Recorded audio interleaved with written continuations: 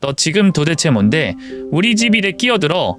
감히 우리 엄마 재산을 내 맘대로 하겠다고. 우리 엄마? 어머니 돈이 형 돈이라도 돼. 난 적어도 어머니를 위해 움직이고 있어. 형처럼 돈만 밝히는 인간이라는 달라. 웃기고 있네. 너 같은 주제에 우리 가족 돈에 손 대려보. 내까지 게 무슨 자력으로. 미쳤어? 어머니 얕다지 먹이면서 정신 못 차리게 만든 게 누구야? 내가 사람이야. 닥쳐. 이따위 영상 같은 거 다 가짜라고. 당장 내려와. 어머니한테 한 짓 세상 사람들 다 알게 해줄게. 끝까지 가보자고. 형, 한국에서 결혼한 며느리라면 시어머니와의 첫 만남이 얼마나 중요한지 알 거예요. 하지만 여러분, 만약 그 첫 만남에서 금상자를 받았다면 어떤 기분일까요? 단순한 환영의 의미일까요? 아니면 무언가 숨겨진 뜻이 있는 걸까요? 오늘 저의 시어머니와의 첫 만남 이야기 함께 들어보시죠. 나는 지원, 올해 30살이고 결혼한 지 6해나 되었다. 결혼 생활을 돌아보면 절대 쉽지만은 않았다. 특히나 시어머니와의 관계는 내 인생에서 가장 어려운 숙제였다. 결혼을 앞두고 남편과 함께 시어머니를 처음으로 만나게 된 날이었다. 남편은 우리 엄마는 겉으로 강해 보여도 알고 보면 따뜻한 분이야 라고 했지만 나는 쉽게 안심할 수 없었다. 시어머니가 북한 출신이라는 사실도 나를 더욱 긴장하게 만들었다. 사실 시어머니는 전쟁 이후 혼자 남한으로 내려와 맨손으로 사업을 일구신 분이었다. 작은 채소 장사부터 시작해 지금은 강남에 몇 개의 건물을 소유하고 계셨다. 남편의 말에 따르면 시어머니는 강하고 철저한 성격이라 주변에서도 강철 여인이라고 불렸다고 한다. 그런 분을 처음 만난다는 게 부담되지 않을 수 없었다. 나는 며느리로 인정받아야 한다는 압박감에 손에 땀이 날 정도였다. 혹시라도 실수하면 어쩌나 싶어 거울을 보며 몇 번이고 인사를 연습했다. 한정식 집에 도착했을 때 시어머니는 이미 도착해 계셨다. 정갈한 한복을 차려입고 단아한 모습으로 앉아 계셨다. 평소 남편이 말하던 가난 이미지보다는 우아하고 차분한 느낌이었다. 내가 조심스럽게 인사를 드리자 시어머니는 가만히 나를 바라보셨다. 날카롭게 평가하는 듯한 시선이 느껴졌지만 곧 부드러운 미소를 지으며 말씀하셨다. 어서 와요. 우리 며느리 델라가씨. 따뜻한 목소리였지만 어딘가 모르게 날 시험하는 듯한 느낌도 들었다. 나는 긴장한 채 자리 잡고 앉았다. 시어머니는 천천히 말을 이어갔다. 우리 집안에 들어오려면 간해야 해요. 그 한마디에 나는 순간 온질했다. 단순한 덕담이 아니라 무언가 의미심장한 말처럼 들렸다. 식사가 끝나갈 무렵 시어머니는 작은 나무 상자를 내 앞에 내밀었다. 나는 당황한 채 조심스럽게 상자를 열었다. 뚜껑을 열어보니 반짝이는 금붙이들이 들어있었다. 금팔찌, 금반지, 그리고 묵직한 금목걸이까지. 예상치 못한 값비싼 선물이었다. 이건 우리 집안 며느리에게 주는 전통적인 예물이에요. 이제부터 당신도 우리 가족이니까. 시어머니의 말은 따뜻했지만 내 마음속에는 복잡한 감정이 스쳐 지나갔다. 단순한 환영의 의미일까? 아니면 다른 의미가 있는 걸까? 솔직히 말하면 그 순간 나는 감동보다는 혼란스러웠다. 이게 정말 환영의 의미일까? 아니면 일종의 신호일까? 시어머니의 눈빛은 온화했지만 그 깊은 속을 알 수 없었다. 그렇게 나는 시어머니와의 첫 만남을 마쳤다. 남편은 엄마가 많이 마음을 열어주신 거야. 걱정 안 해도 돼 라고 했지만 나는 쉽사리 안심할 수 없었다. 진심으로 날 받아들이신 걸까? 아니면 앞으로 나를 시험하는 과정이 남아있는 걸까? 그날 이후 나는 시어머니의 속마음을 알아다는 여정을 시작하게 되었다. 결혼식이 끝나고 신혼생활이 시작되면서 나는 예상보다 더 큰 압박을 느끼기 시작했다. 시어머니는 단순히 관심을 넘어선 수준으로 내 생활을 하나하나 챙기셨다. 우리는 결혼 후 잠실에 있는 30평형 아파트에서 신혼을 시작했다. 원래는 둘만의 공간에서 자유롭게 살고 싶었지만 시어머니는 집에서 그리 멀지 않은 곳에 살고 계셨다. 혹시나 무슨 일 있으면 바로 갈 수 있게 가까운 데로 두하자 라는 남편의 말에 따라 결정된 곳이었다. 그렇게 시작된 신혼생활은 기대했던 것과는 달랐다. 시어머니는 매일 아침, 심지어 우리가 출근 준비를 하는 시간에도 전화를 걸어 어제 잠은 잘 잤니? 오늘은 뭐 먹을 거니? 라고 물으셨다. 가끔은 아침 식사로 뭘 먹었는지까지 확인하셨다. 처음에는 그저 반신과 사랑이라고 생각했다. 하지만 시간이 지나면서 점점 숨이 막혀오기 시작했다. 시어머니는 내 옷차림, 식습관, 심지어 병원 예약까지도 미리 정해놓곤 하셨다. 한 번은 남편이랑 주말에 데이트를 가려고 했는데 시어머니가 갑자기 전화를 걸어 지원아, 내일 병원 예약해뒀어. 꼭 가야 해. 라고 하셨다. 나는 깜짝 놀라 어머니, 병원이요? 무슨 병원이요? 라고 물었더니 시어머니는 아주 당연하다는 듯이 말씀하셨다. 내 다리 말이야. 예전에 다친 적 있다며? 그러니까 이번 기회에 제대로 검사받고 치료해야지. 사실 나는 어릴 때 다리를 다친 적이 있었고 남편을 통해 그 이야기가 시어머니 귀에 들어갔던 것 같았다. 하지만 나는 이미 내 몸 상태에 적응했고 불편함을 느끼지 않고 살고 있었다. 그런데 시어머니는 마치 내가 심각한 문제를 가지고 있는 것처럼 생각하셨고 내 의견을 묻지도 않은 채 병원 예약까지 해버리셨다. 나는 난감했다. 시어머니는 이건 다 내 건강을 위한 거야 라고 말씀하셨지만 나는 점점 더 답답해졌다. 내가 원하는 것과 상관없이 모든 것이 정해지고 있었다. 남편에게 조심스럽게 고민을 털어놓았다. 자기는 괜찮아? 엄마가 너무 깊이 개입하는 것 같아. 그러자 남편은 엄마는 원래 그래. 그냥 신경 써주는 거야. 너무 스트레스 받지 마. 라며 가볍게 넘겼다. 하지만 나는 단순한 신경 써주는 행동이라고 보기 어려웠다. 시어머니는 상당한 재산을 보유하고 계셨지만 돈과 관련된 문제에서는 철저하게 혼자 결정하셨다. 남편조차도 어머니의 경제적인 부분에는 손을 대지 못했다. 결혼한 지 1년이 조금 지난 어느 날 시어머니가 혼자 계신 집에서 갑자기 쓰러지셨다. 다행히 급한 상황은 아니었지만 혈압이 높아지고 건강이 급격히 나빠지고 있었다. 병원에서는 가족이 곁에서 꾸준히 돌봐야 한다고 권고했지만 시어머니는 끝까지 혼자 살겠다고 고집하셨다. 이 문제를 두고 가족들이 모여 논의하게 되었는데 여기서 본격적인 갈등이 시작됐다. 남편에게는 형이 한 명 있었는데 형님 내외는 강남에서도 손꼽히는 고급 아파트에 살고 있었다. 형님은 어릴 때부터 시어머니에게 인정받고 싶어 했고 항상 집안의 중요한 결정권을 쥐고 싶어 했다. 하지만 이상하게도 시어머니는 형님을 전적으로 믿지는 않으셨다. 우리가 시어머니의 거처 문제를 논의하던 중 나는 조심스럽게 말했다. 어머니 건강도 걱정되고 우리랑 같이 사시는 게 어떨까요? 내 입에서 이 말이 나오자마자 형님은 표정이 싹 바뀌었다. 내가 어머니를 모시겠다고? 나는 순간 당황했다. 형님의 말투에는 분명한 불신과 비아냥이 섞여 있었다. 마치 내가 시어머니의 돈을 노리고 있다는 듯한 태도였다. 너희가 어머니를 돌볼 능력이 돼? 어머니가 원하는 건 들어봤어? 형님은 강하게 반대했다. 하지만 정작 본인은 어머니를 모실 생각이 없어 보였다. 그저 우리가 주도권을 가지는 게 싫었던 것 같았다. 솔직히 말하면 나도 시어머니와 같이 사는 게 쉬운 일은 아니라는 걸 알고 있었다. 하지만 건강이 안 좋으신데 혼자 두는 건 무책임하다고 생각했다. 그런데 점점 이상한 느낌이 들기 시작했다. 형님은 마치 시어머니가 우리와 가까워지는 걸 막으려는 것 같았다. 나는 남편에게 물었다.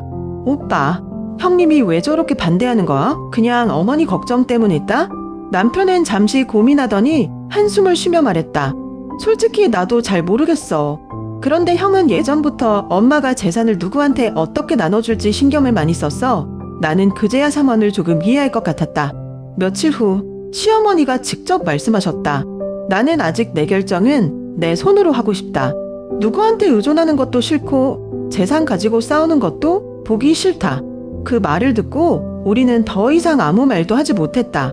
시어머니는 끝까지 혼자 살겠다는 의지를 꺾지 않으셨고 형님도 더 이상 반대하지 않았다. 하지만 나는 이 싸움이 여기서 끝난 게 아니라는 걸 직감했다. 형님이 나를 바라보는 눈빛에는 아직도 경계심이 가득했다. 그리고 시어머니가 직접 자신의 재산을 지키겠다고 선언한 그날 이후 집안 분위기는 더욱 미묘해졌다. 나는 시어머니의 결정이 정말 본인의 의지였는지 아니면 누군가의 압박 때문이었는지 알 수 없었다. 그리고 앞으로 우리 가족 관계가 어떻게 흘러갈지도 예측하기 어려웠다. 단 하나 확실한 건 시어머니의 건강뿐만 아니라 돈과 권력을 둘러싼 긴장감도 점점 커지고 있다는 것이었다. 그날도 평소처럼 시어머니를 찾아뵈러 갔다. 그런데 뭔가 이상했다. 한 달 전까지만 해도 건강을 걱정할 정도는 아니었는데 갑자기 살이 쏙 빠지고 얼굴이 창백해 보였다. 눈빛도 흐릿했고 평소 같으면 우리를 반갑게 맞아주셨을 텐데 그냥 멍하니 앉아 계셨다. 어머니, 어디 아프세요? 나는 조심스럽게 물었다. 하지만 시어머니는 힘없이 미소를 지으며 고개를 저었다. 아니야, 그냥 좀 피곤해서 그래. 하지만 아무리 봐도 그냥 피곤한 게 아니었다. 그동안 시어머니는 건강을 잘 챙기시는 분이었다. 매일 정해진 시간에 산책을 나가고 식사도 규칙적으로 하셨다. 그런데 최근 들어 방문할 때마다 점점 기운이 없어지는 느낌이었다. 나는 이상한 불안감이 들었다. 그리고 그 불안감은 곧 확신으로 바뀌었다. 나는 시어머니가 혼자 사시는 집에 자주 들렀다. 그런데 매번 갈 때마다 집안 분위기가 이상했다. 거실 테이블 위에는 정체를 알 수 없는 약 봉지가 놓여 있었고 형님과 형수는 예전보다 자주 시어머니를 찾는 듯했다. 뭔가 이상해. 직감적으로 뭔가 잘못되고 있다는 걸 느꼈다. 하지만 눈에 띄는 증거가 없었고 시어머니도 별다른 말을 하지 않으셨다. 그래서 나는 작은 카메라를 하나 샀다. 원래는 반려동물이나 아이들을 감시하는 용도로 쓰는 조그마한 카메라였다. 그리고 다음날 시어머니의 방 안쪽 선반에 몰래 설치했다. 이틀 후 나는 촬영된 영상을 확인했다. 그리고 거기에는 내가 상상도 못한 장면이 찍혀 있었다. 밤 10시쯤 형님과 형수가 조용히 시어머니의 방으로 들어왔다. 형수는 뭔가를 챙겨오더니 작은 약병을 열어 컵에 알약을 넣었다. 이거 꼭 드셔야 해요. 어머니. 시어머니는 고개를 저으며 거부하셨다. 하지만 형님이 강하게 말했다. 엄마, 이거 안 먹으면 큰일 나. 그냥 조용히 드셔. 그러면서 형님은 시어머니의 어깨를 눌렀고 형수는 억지로 컵을 들이밀었다. 시어머니는 어쩔 수 없이 약을 삼키셨다. 나는 충격을 받았다. 그 후 시어머니는 힘없이 쓰러지듯 침대에 누우셨다. 그리고 10분도 지나지 않아 깊은 잠에 빠지셨다. 그런데 더 충격적인 건 그 다음이었다. 형님과 형수는 시어머니가 완전히 잠들자마자 서랍에서 두툼한 서류를 꺼냈다. 그리고 형님이 말했다. 이제 사인만 하면 돼. 형수는 시어머니의 손을 잡고 서류 위로 가져갔다. 그리고 볼펜을 쥐어주었다. 시어머니는 정신이 없는 상태에서 종이에 휘갈기듯 사인을 하셨다. 나는 손이 덜덜 떨렸다. 이건 단순한 가족 간의 갈등이 아니었다. 나는 즉시 남편에게 전화를 걸었다. 오빠, 지금 당장 와야 해. 큰일 났어. 내 목소리는 이미 떨리고 있었다. 나는 영상을 확인하자마자 남편에게 전화를 걸었다. 오빠, 지금 당장 와야 해. 큰일 났어. 남편은 당황한 듯이 물었다. 무슨 일이야? 무슨 큰일? 형님이란 형수가 어머니한테 이상한 약을 먹이고 있어. 그리고 몰래 서류에 사인까지 받아. 잠시 정적이 흐른 뒤 남편이 굳은 목소리로 말했다. 기다려. 바로 갈게. 나는 핸드폰을 꼭 쥐고 시어머니 방을 바라보았다. 어머니는 힘없이 누워 계셨다. 손을 살짝 잡아보니 힘이 거의 없었다. 남편이 도착한 후 우리는 형님과 형수를 거실로 불러냈다. 나는 최대한 침착하려고 했지만 손이 떨리는 걸 멈출 수 없었다. 형님, 이거 뭐예요? 나는 녹화된 영상을 틀었다. 형님과 형수가 시어머니에게 억지로 약을 먹이는 장면이 화면에 나오자 형수의 얼굴이 하얗게 질렸다. 이거 조작된 거야. 우리 그런 적 없어. 형님은 끝까지 잡아 빼려 했지만 변명할 수 없는 증거가 있었다. 그럼 어머니 상태는 왜 이렇게 된 거예요? 내가 따지자 형님은 갑자기 화를 내며 내 손에서 핸드폰을 빼앗으려 했다. 이거 당장 꺼. 나는 깜짝 놀라 핸드폰을 뒤로 숨겼다. 하지만 형님이 다가와 내 팔을 붙잡았다. 하지 마세요.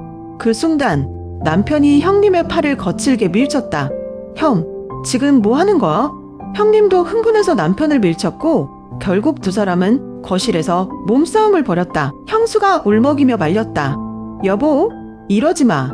나는 두 사람을 말리려 했지만 감정이 격해진 남자들은 멈추지 않았다. 그때 갑자기 시어머니가 울기 시작했다. 그만해. 제발. 순간 모든 소리가 멎었다. 나는 시어머니 쪽으로 달려가 그녀의 손을 잡았다. 어머니, 괜찮으세요? 시어머니는 나를 바라보며 힘없이 손을 꼭 쥐었다. 고맙다. 정말 고맙다. 나는 울컥했다. 지금 이 상황에서도 어머니는 나에게 감사 인사를 하고 계셨다. 하지만 이건 끝이 아니었다. 우리는 시어머니가 서명했던 서류들을 확인하기 시작했다. 그리고 충격적인 사실을 알게 되었다. 그 서류는 유산상속 관련 문서였다. 원래 시어머니는 본인의 재산을 가족들에게 공평하게 나누려고 했다.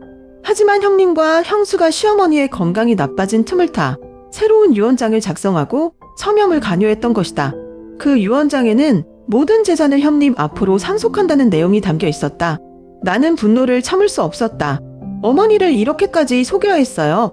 형님은 여전히 뻔뻔한 태도로 말했다. 우리 가족이 가질 재산인데 뭐가 문제야? 그 순간 시어머니가 힘겹게 입을 열었다.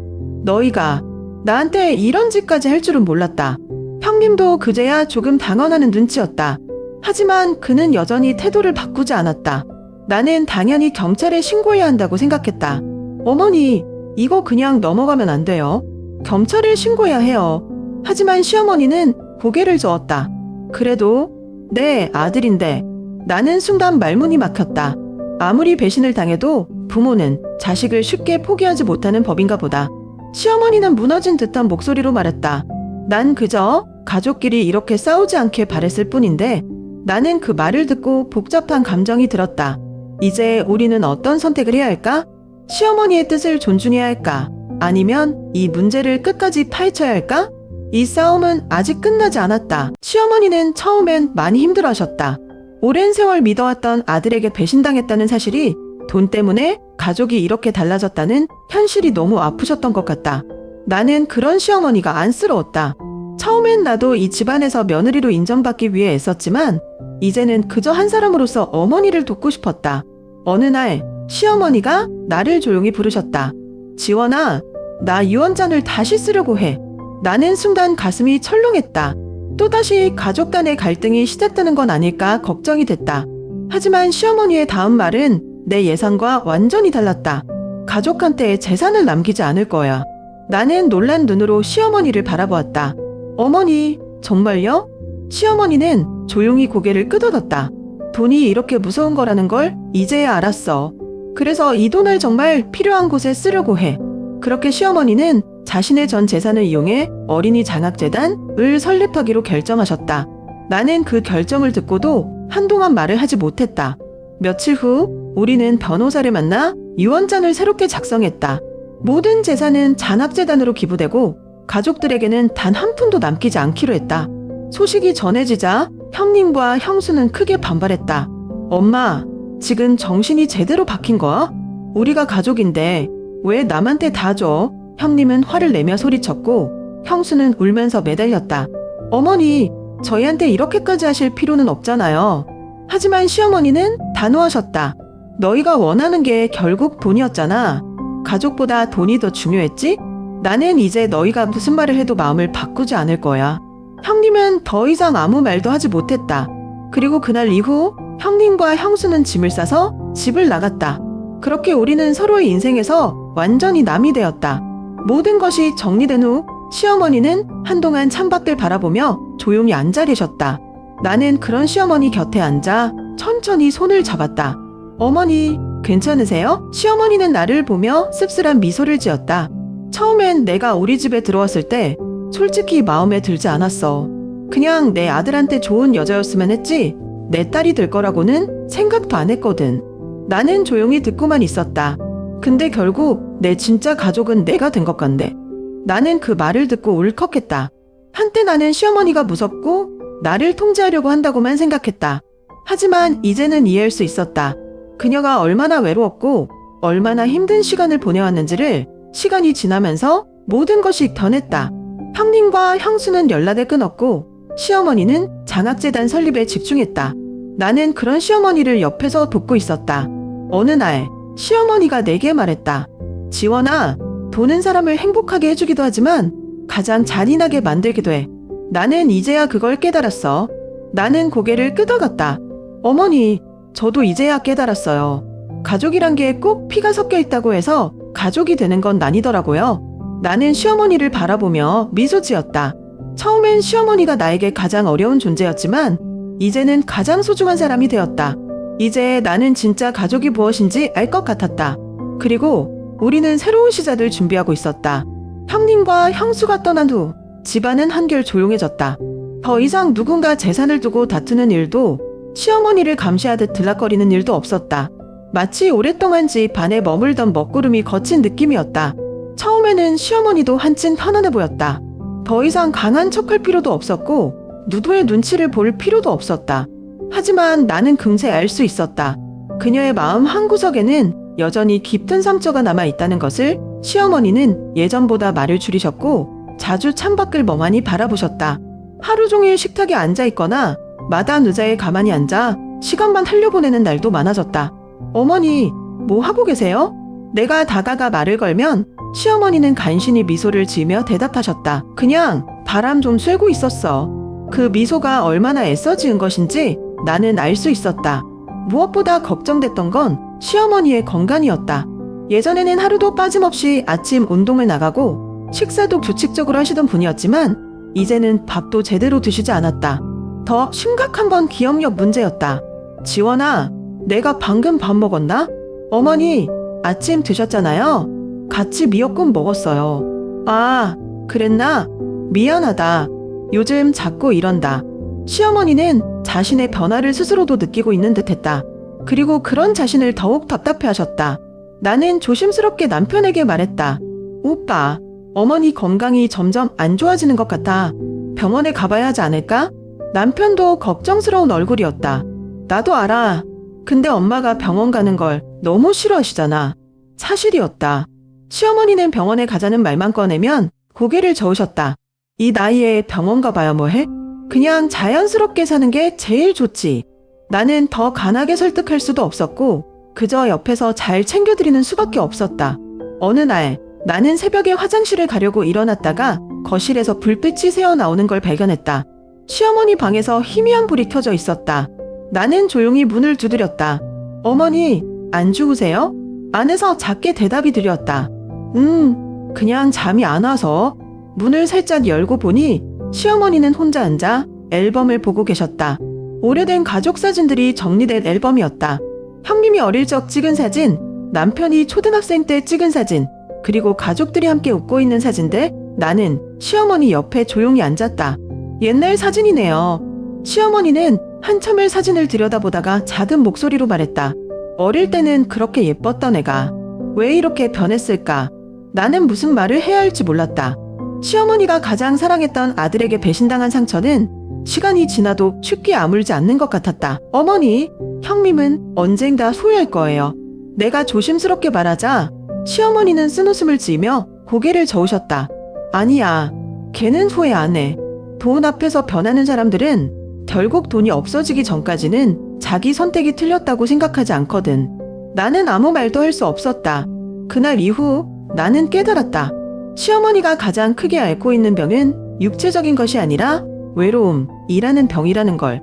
나는 시어머니가 다시 삶의 의미를 찾을 수 있도록 도와드려야겠다고 결심했다. 시어머니의 건강은 여전히 좋지 않았지만 나는 그녀가 하루 종일 무기력하게 지내는 걸 더 이상 두고 볼 수 없었다. 오빠, 어머니가 다시 삶의 의미를 찾으셨으면 좋겠어. 어느 날 남편과 조용히 이야기를 나누던 중 나는 조심스럽게 말을 꺼냈다. 남편도 내 마음을 이해하는 듯했다. 맞아. 엄마가 계속 이렇게 계시면 더 안 좋아지실 거야. 그러다 문득 떠오른 게 있었다. 시어머니가 한때 이야기하셨던 꿈. 그녀는 늘 어려운 형편 속에서도 열심히 공부하는 아이들을 보면 도와주고 싶다고 하셨다. 우리 어머니가 원하시던 장학재단을 함께 만들어 보면 어때? 남편의 눈빛이 반짝였다. 좋은 생각이야. 엄마도 분명 기뻐하실 거야. 그렇게 우리는 시어머니와 함께 새로운 일을 시작하기로 결심했다. 다음 날 나는 시어머니에게 조심스럽게 말을 꺼냈다. 어머니, 예전에 어려운 아이들을 돕고 싶다고 하셨잖아요. 시어머니는 살짝 놀란 듯 나를 바라보셨다. 그랬지. 근데 이제 와서 그게 가능할까? 나는 환하게 웃으며 말했다. 저희가 도와드릴게요. 어머니만 괜찮으시다면 같이 해보면 좋겠어요. 시어머니는 잠시 생각에 잠기시더니 이내 미소를 지으셨다. 그래? 나도 더 이상 이렇게만 살 순 없겠지? 그렇게 시어머니의 오랜 꿈이 현실이 되기 위한 첫걸음을 내디뎠다. 처음엔 어디서부터 시작해야 할지 막막했지만 시어머니가 직접 움직이기 시작하면서 일은 생각보다 빠르게 진행됐다. 시어머니는 자신의 인맥을 총동원해 장학재단 설립을 위한 법적 절차를 밟았다. 남편은 행정적인 일을 맡았고 나는 실질적으로 어떤 아이들을 지원할 수 있을지 자료를 조사했다. 그리고 한 달 후 새로운 희망이라는 이름의 장학재단이 공식적으로 출범했다. 이름을 정할 때도 시어머니는 깊이 고민하셨다. 사람이 살다 보면 넘어질 때도 있고 실망할 때도 있지. 하지만 희망만 있다면 다시 일어설 수 있어. 그렇게 해서 탄생한 새로운 희망 장학재단의 첫 지원 대상은 전국의 저소득층 가정 학생 50명이었다. 시어머니는 직접 장학생 명단을 검토하고 한 명 한 명에게 잔학 증서를 건네주셨다. 그날 나는 정말 오랜만에 시어머니가 환하게 웃는 모습을 보았다. 장학재단이 운영되면서 시어머니는 다시 활력을 되찾으셨다. 예전처럼 매일 창밖만 바라보던 시어머니가 아닌 직접 전화를 걸어 학생들의 사정을 알아보고 후원자들을 만나러 다니는 분으로 변하셨다. 지원아, 오늘 장학생 한 명이 편지를 보냈더라. 너무 감동적이야. 시어머니는 작은 편지를 내게 건네셨다. 거기에는 한 학생이 직접 쓴 감사의 글이 적혀 있었다. 할머니, 덕분에 꿈을 포기하지 않고 계속 공부할 수 있게 됐어요. 저도 나중에 누군가에게 도움을 줄 수 있는 사람이 되고 싶어요. 나는 시어머니를 바라보며 말했다. 어머니, 이제 진짜 가족보다 더 소중한 걸 찾으신 것 같아요. 시어머니는 미소를 지으며 고개를 끄덕였다. 그래, 돈보다 중요한 건 결국 사람이지. 그 순간 나는 시어머니가 더 이상 외로움에 갇혀 계시지 않다는 걸 깨달았다. 이제 시어머니는 새로운 희망을 만들어가는 사람이 되어 있었다. 시간은 빠르게 흘러갔다. 형님과 형수가 떠난 후 우리 가족은 그들과 완전히 연락을 끊고 각자의 삶을 살아갔다. 시어머니는 장학재단 운영에 몰두하였고 우리 부부도 그 곁을 지키며 조용히 지냈다.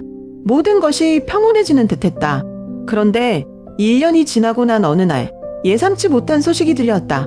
형님이 하산했다는 것이었다. 소문에 따르면 형님은 무리한 부동산 투자와 주식 투자를 이어가다가 결국 모든 걸 잃었다고 했다. 강남에 있던 아파트도 정리하고 사업 자금으로 빌린 돈을 갚지 못해 법적 소송까지 걸린 상태였다.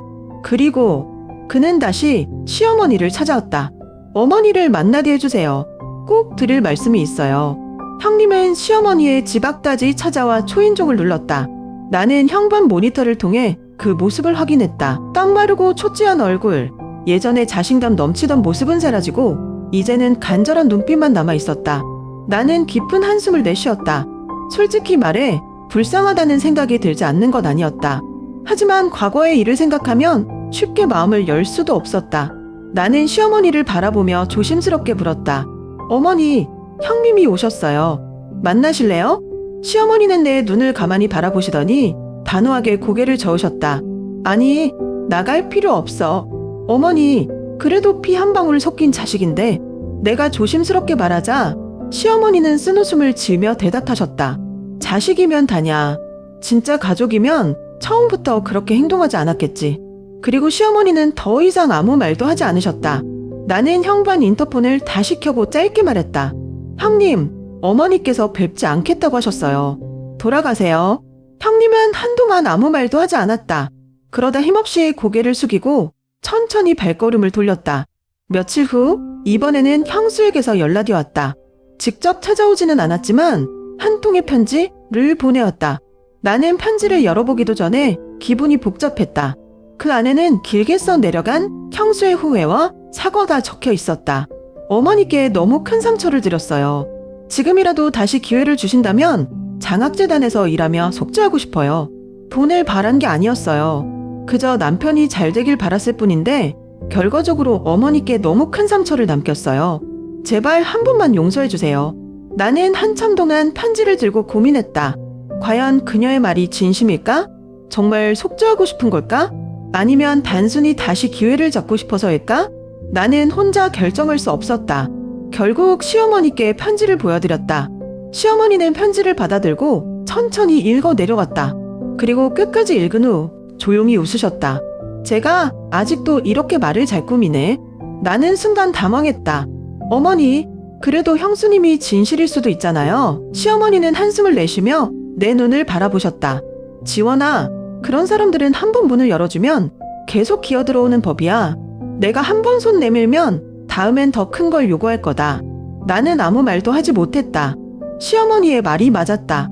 그동안 형님과 형수가 보여준 행동을 떠올려 보면 그들이 진심으로 후회하고 있는지조차 확신할 수 없었다.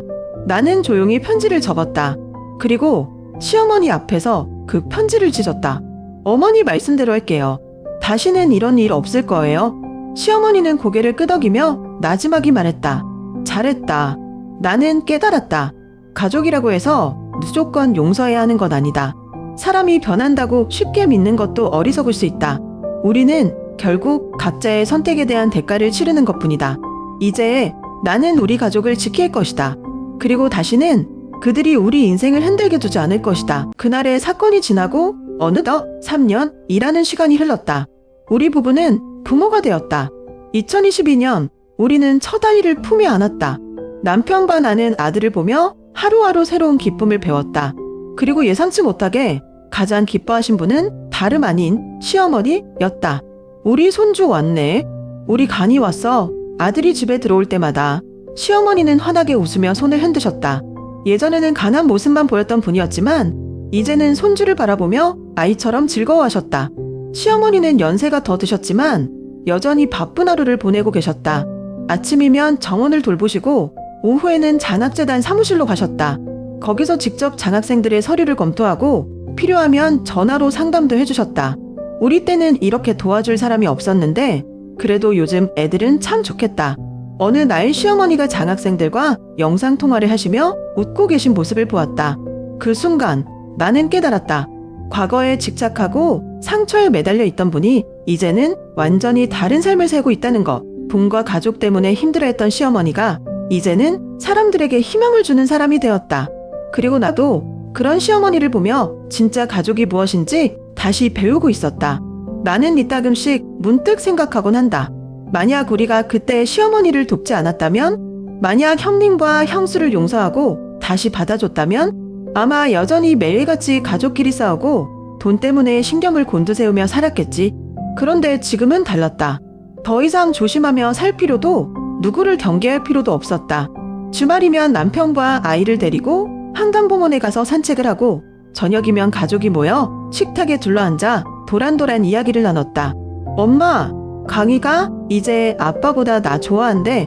그럴 리가 있냐? 그래도 우리 손주는 할머니가 제일 좋지. 식탁에서 시어머니와 남편이 아이를 두고 장난스레 다투는 모습을 보며 나는 미소를 지었다. 이제야 비로소 가족다운 가족이 된 기분이었다. 어느 날 점심을 준비하던 중 시어머니가 조용히 다가오셨다. 그리고 내 손을 가만히 잡으셨다. 지원아, 나는 깜짝 놀라 시어머니를 바라보았다. 왜 그러세요? 어머니? 시어머니는 한동안 내 손을 꼭 잡고 계시다가 조용히 말씀하셨다. 처음에 내가 우리 집에 들어왔을 때 솔직히 나는 내가 마음에 들지 않았어. 나는 웃으며 대답했다. 알아요, 어머니. 근데 지금은 만약 내가 없었으면 내가 어떻게 살았을까 싶어. 나는 순간 울컥했다. 예전 같았으면 상상도 못했을 말이었다. 시어머니와 나는 오랫동안 서로를 불편해하고 의심하고 견제하며 살아왔다. 그런데 이제는 더 이상 말이 필요 없었다. 나는 아무 말 없이 시어머니의 손을 꼭 잡아들였다.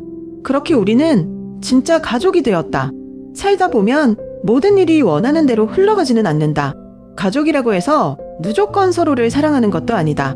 가끔은 가장 가까운 사람이 나를 가장 깊이 상처 입히기도 하고 때로는 피 한 방울 섞이지 않은 사람이 진짜 가족이 되어주기도 한다. 나는 한때 시어머니를 내 인생에서 가장 힘든 사람이라고 생각했다. 하지만 이제는 그분이 내게 가장 소중한 가족이 되었다. 그녀도 완벽하지 않았고 나도 완벽하지 않았다. 그렇기에 우리는 더 잘 이해할 수 있었고 더 가까워질 수 있었다. 나는 여전히 미래가 어떻게 될지 모른다. 언젠가 형님과 형수가 다시 나타날 수도 있고 또 다른 어려움이 찾아올 수도 있다. 하지만 지금 나는 분명히 말할 수 있다. 나는 지금 충분히 행복하다. 그리고 어쩌면 행복이라는 건 충분함을 아는 것에서 시작되는 것일지도 모른다.